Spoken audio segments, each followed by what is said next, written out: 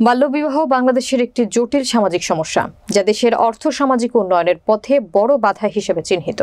এটি শুধুমাত্র একটি কুসংস্কারপূর্ণ প্রথাই নয়, বরং এর সঙ্গে জড়িয়ে আছে স্বাস্থ্যগত সমস্যা, শিক্ষার অধিকার থেকে বঞ্চিত হওয়া এবং দারিদ্র্যের চক্রে আবদ্ধ হওয়ার মতো ভয়াবহ পরিণতি। বিস্তারিত থাকছে ফুলবাড়ী প্রতিনিধি আলমগীর হোসেন আসিফের তথ্যচিত্রে। কুড়িগ্রাম জেলার ফুলবাড়ী উপজেলার ভাঙামোড় ইউনিয়নের বাড়া ইটারি গ্রামের জয়নাল আবেদিনের মেয়ে বৃষ্টি খাতুন। জয়নাল আবেদিন পেশায় একজন দিনমজুর। সম্পদ বলতে শুধু বাড়ি ভিটা শ্রম বিক্রি করে যা আয় হয় তা দিয়ে চালাতে হয় 7 সদস্যের সংসার। দারিদ্রতার কাছে হেরে গিয়ে তার এক মেয়েকে বিয়ে দিয়েছেন অল্প বয়সেই, যাকে বলে বাল্যবিবাহ।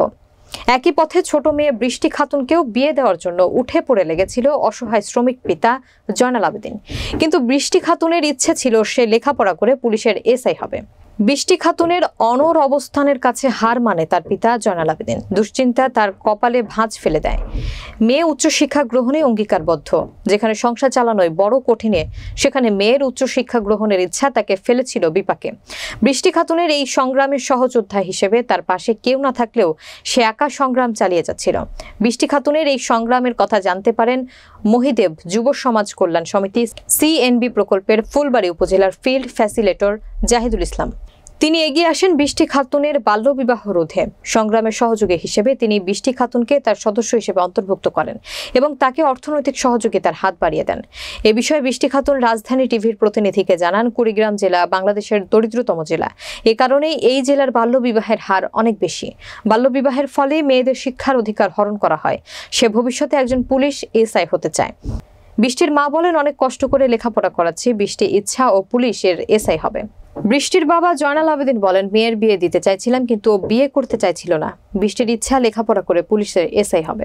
বাল্য বিয়ে আমাদের পারিবারিক সমস্যার কারণে বাসা থেকে বিয়ে দিতে চেয়েছিল, বাট অনেক আলাপ আসছিল আমার বাসায়। আমার বাবা মাকে বোঝানোর পরে ওরা বিয়ে দেয়নি। তারপর আমি আমার আশেপাশের অনেকের বাল্য বিয়ে দেখেছি এবং তাদের আটকানোর চেষ্টা করেছি, বাট পারিনি। পড়ালেখা করে আমার আশা হলো বিসিএস ক্যাডার হওয়া।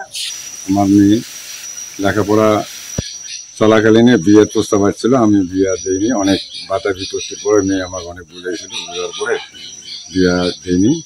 এখন সে লেখাপড়া করতেছে এবং আইএবিবারে পাশ করলো।